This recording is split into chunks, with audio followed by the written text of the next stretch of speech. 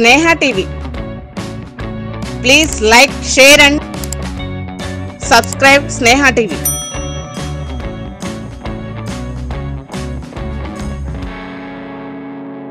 అధ్యక్ష కూర్చోండి రామారావు అలోపి గారు మాట్లాడారు. కూర్చోండి, మీరు కూర్చోండి, తర్వాత మాట్లాడండి, తర్వాత మళ్ళీ మాట్లాడు. అధ్యక్ష ఇది ప్రశ్నోత్తరాల సమయం అధ్యక్ష. ప్రశ్నోత్తరాల్లో సభ్యులు అడిగిన ప్రశ్నకి డీటెయిల్గా అడిగిన ప్రశ్నకి డీటెయిల్గా సమాధానం చెప్పచ్చు అధ్యక్ష. దాంట్లో అభిప్రాయ భేదం లేదు. కానీ వారు మళ్ళీ బడ్జెట్ స్పీచ్ లాగా ఆవు గదలాగా ఆవు తెల్లగా ఉన్న పాలు పెట్టడం ఆవు గద చెప్పడం మాత్రం కరెక్ట్ కాదు అధ్యక్ష. చెప్పుకుంటే పని చేయమని అధ్యక్ష. అధ్యక్ష నా రిక్వెస్ట్ అధ్యక్ష, వారిని కోరుతున్నాను, మీ ద్వారా ప్రభుత్వాన్ని కోరుతున్నాను అధ్యక్ష. ఒకే నిమిషం. అమ్మా కూర్చోండి, కూర్చోండి, ఇప్పుడు గారు కూర్చోండి.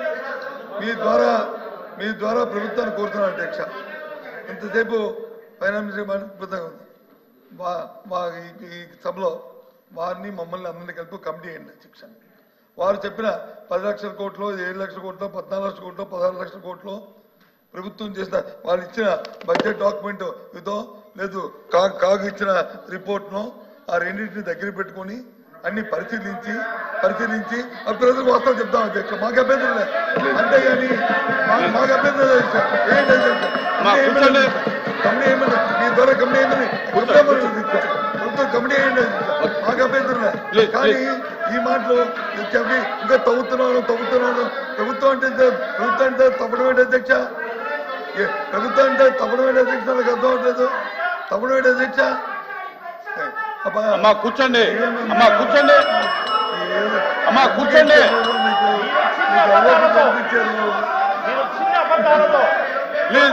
కూర్చోండి, ప్లీజ్ కూర్చోండి. ఎల్ఓపి గారు మీరే సమయం పాటించ పోయి బడ్జెట్ సమావేశం జరిగిన రోజు ఎల్ఓపి గారు ఏం రిక్వెస్ట్ చేశారు సభని? మేము మొత్తం మాట్లాడాక అప్పుడు మీరు సమాధానం ఇవ్వండి అని చెప్పారు అధ్యక్ష. వారు మొత్తం మాట్లాడిందంతా మా ఫైనాన్స్ మినిస్టర్ గారు రికార్డ్ చేసుకొని అన్ని మాట్లాడి వాళ్ళకి రెస్పెక్ట్ ఇచ్చి వాళ్ళు చెప్పిన స్పీచ్ అంతా విని మొత్తం పాయింట్స్ రాసుకున్న తర్వాత వాళ్ళ పార్టీకి వాళ్ళు లేనిపోని అన్ని మా పార్టీ మీద దుమ్మెత్తి పోసి వాకౌట్ చేసేసారు అధ్యక్ష. వినకుండా వాకౌట్ చేసేసారు. ఎంత బాధగా ఉంటుంది అధ్యక్ష, ఎంత బాధగా ఉంటుంది అధ్యక్ష.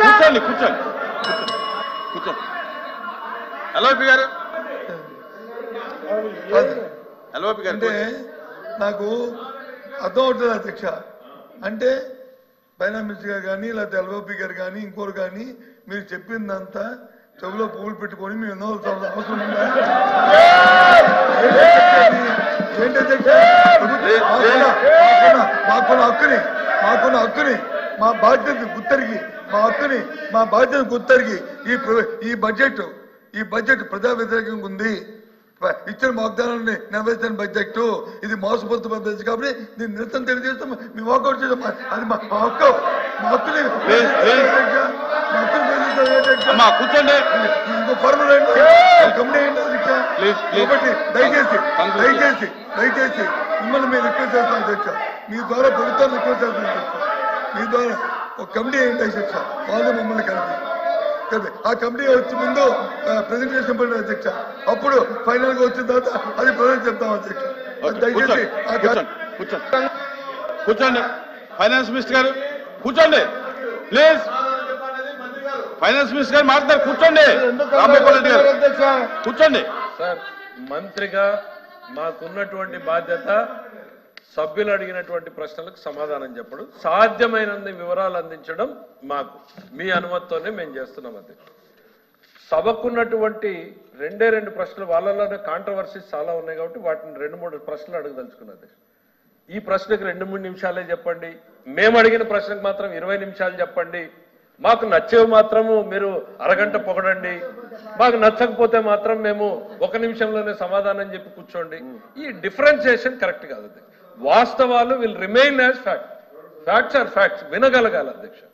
నేను వేరే సాంప్రదాయాలు అధ్యక్ష, ఈ సభలో తమరి నేతృత్వంలో జస్ట్ లాస్ట్ 3 years కింద నడిపినటువంటి క్వశ్చన్ అవర్లో ఏ క్వశ్చన్ అవర్లో ఎంతెంతసేపు రిప్లై చెప్పారు తీయండి. అదే సాంప్రదాయాన్ని పాటిద్దాం. కొత్త సాంప్రదాయాలు కూడా నేను రెండే సార్ ఓపిక ఉండాలి. ఎల్ఓపి గారికి నా రిక్వెస్ట్ ఒకటే, ఇక్కడ బ్లేమ్ గేమ్ కాదు, కానీ రాష్ట్ర ప్రజలకు సార్ అసెంబ్లీకి కానీ కౌన్సిల్కి కానీ ఉన్న బాధ్యతలు ఏంటి సార్? రెండే రెండు. ఒకటి చట్టాలు చేయడం, రెండవది ప్రతి రూపాయి ఖర్చుని నియంత్రించడం. చట్టసభల పరిధిలోకి రాకుండా రూపాయిని ఖర్చు పెడుతూ ఉంటే దాన్ని లేవనెత్తితే ఆ రోజు ప్రతిపక్షంలో పట్టించుకోలేదు. అధికారంలోకి వచ్చినప్పుడు మేము నిజాలు చెప్తే మేము చెప్పింది నిజము అని చెప్పి కేంద్ర ప్రభుత్వం రూల్స్ అమెండ్ చేసింది. ఇట్లాంటి భవిష్యత్ తరాలు సార్. ఈ రోజు ఎమ్మెల్యేగా మనం ఉంటాము, రేపు పొద్దున ఇంకోరు ఉంటారు, ఇంకో 5 ఏళ్ల తర్వాత ఎవరో ఉంటారు సార్. రాష్ట్ర ప్రభుత్వ ఖజానాని వస్తాను సార్, వస్తాను ప్లీజ్. అరే మీరు అడిగిన ప్రశ్నలకే కాదు, ప్రతి సభ్యుడికి హక్కు ఉంది, ఆ సభ్యులకు కూడా తెలియాలి. ఇవాళ ఎందుకు కంగారు పడుతున్నారు? మీకు గంట కాదు, రాత్రి 11 గంటల వరకు కూర్చొని చెప్తాం మేము. తెల్లవారు వరకు చెప్తాం. మీరు ఆలోచించాలి, వాళ్ళకి చెప్పాలి సార్. అది వాళ్ళకి చెప్తాం, మీకు చెప్తాం. అది కాదు, ఇది ప్రశ్నోత్తరాల సమయం కాబట్టి బ్రీఫ్ చేయమని అడుగుతున్నాం. అది ఎవరికైనా ఒకటే, కండిషన్ పెట్టండి. ఒక విషయం అండి, వాళ్ళు వేరు మీరు వేరు అనేది కాదు, అందరూ సభ్యులే. చాలా సంతోషం సార్. రేపటి నుంచి ఒక కండిషన్ పెట్టండి సార్. మంత్రులు 3 నిమిషాలు సమాధానం చెప్పాలండి. 3 నిమిషాల్లోనే చెప్పుకోవచ్చు. 1 నిమిషంలో చెప్పండి, 1 నిమిషంలోనే చెప్పుకోవచ్చు. అలా ఎందుకు పెడతారు సార్? మరి ఎట్లా సార్? మాకు నచ్చింది మాత్రం వింటాము, నచ్చింది వినము, మేము సంఖ్యాబలం ముందు అరుస్తాము అని అంటే ఎట్లా కుదురుద్ది సార్? సార్ నేను ఒకటే మళ్ళీ రిపీట్ చేసేది ఒకటే సార్. నేను కన్క్లూడ్ చేసే ముందు రిపీట్ చేయాలనుకుంటున్నటువంటిది ఒకటే సార్. ఈ రాష్ట్ర అరే దయచేసి సమన్వయం పాటించాలి. ఎందుకు సభ జరగలేమండి? నా ఇది బ్యాడ్ ప్రాక్టీస్. మంత్రి గారు చెప్పండి. కూర్చోండి, దయచేసి కూర్చోండి. ఇప్పుడు వాళ్ళు మాట్లాడుతుంటే మీరు మాట్లాడితే వాళ్ళకి మీకు తేడా ఏం లేదు కదా. ఏముంది మీరు అడగటానికి ఎలాగా? కూర్చోండి. గౌరవ సభ్యుడు అడిగిన దానికి రిప్లై చెప్తున్నాను సార్. నేను మళ్ళీ కూడా చెప్పేది ఒకటి, కమిటీలు కూడా చెప్తాను సార్, వినే ఓపుకుండాలి. నేను అడిగింది ఒక్కటే, ఈ రాష్ట్ర ప్రభుత్వానికి తెలియకుండా రూపాయి ఖర్చు పెట్టారు. ఎట్లా ఖర్చు పెట్టారు అధ్యక్ష? 25 సంవత్సరాల భవిష్యత్ ఆదాయాన్ని ఎస్క్రూ చేశారు అధ్యక్ష. అంటే శాసనసభకు రాకుండా నేరుగా పోయేటట్టు చేస్తే అధ్యక్ష, రేపు పొద్దున గెలిచే ఎమ్మెల్యేలు సభలో కూర్చుని ఏ బడ్జెట్ ఆమోదించాలి అధ్యక్ష? ఈ ప్రభుత్వం కూడా అనుకోండి 3 లక్షల కోట్ల రూపాయలని సేమ్ పాలసీ అవలంబించామనుకోండి, రేపు పొద్దున ఎమ్మెల్యేలుగా గెలిచే వాళ్ళకి చట్టసభలకి ఇంకా ఏమాత్రం విలువ లేదు అధ్యక్ష. ఇట్స్ ఎ బ్యాడ్ ప్రాక్టీస్ అనేటువంటిది ఆ రోజు చెప్పాము. బ్యాడ్ కాదు, రాజ్యాంగ విరుద్ధం అనేది మేము చెప్పింది నిజం అని చెప్పి కేంద్రం సవరణలు తీసుకొచ్చింది. ఇది వాస్తవం అధ్యక్ష, దిస్ అ ఫ్యాక్ట్. ఇంకా కమిటీ వెళ్ళి చట్టాన్ని చదువుకోవాలనుకుంటే నేను ఒక పని చేస్తాను అధ్యక్ష, వాళ్ళకి ఇంట్రెస్ట్ ఎవరన్నా ఉంటే రమ్మనండి, డాక్యుమెంట్స్ ఇస్తాను. కమిటీల గురించి వస్తే రేపో ఎల్లుండో అవతల ఎల్లుండో మనకు 3 ఫైనాన్షియల్ కమిటీస్ ఉన్నాయి, స్టాట్యూటరీ కమిటీస్ ఉన్నాయి, పిఏసి ఉంది, పిఓసి ఉంది, లేకపోతే ఎస్టిమేట్స్ కమిటీ ఉన్నాయి, మిగిలిన కమిటీలు పడతాయి. డిస్కస్ చేయండి. ఎవరొద్దన్నారు? కమిటీలకు ముందు యు ఆర్ ఎంటైటిల్డ్. సభ్యులుగా మీకు హక్కు ఉంది. ఆ రోజు పిఓసిగా సింగిల్ మెంబర్ గా ఉన్న నేను అడిగితే నా కోఆపరేట్ ఆ రోజు ప్రభుత్వం చేయలే. కానీ హియర్ ఆర్థిక శాఖ మంత్రిగా నేను చెప్తున్నా, ఈ ప్రభుత్వం ట్రాన్స్పరెంట్ గా ఉంటాం. ఈ చట్టసభలు అడిగేటువంటి సమాచారాన్ని కమిటీలకు అందించి తీరుతాం మేము. ఎందుకు మీరు అంత ఉలికి పడతారు? We are not here for a blame game.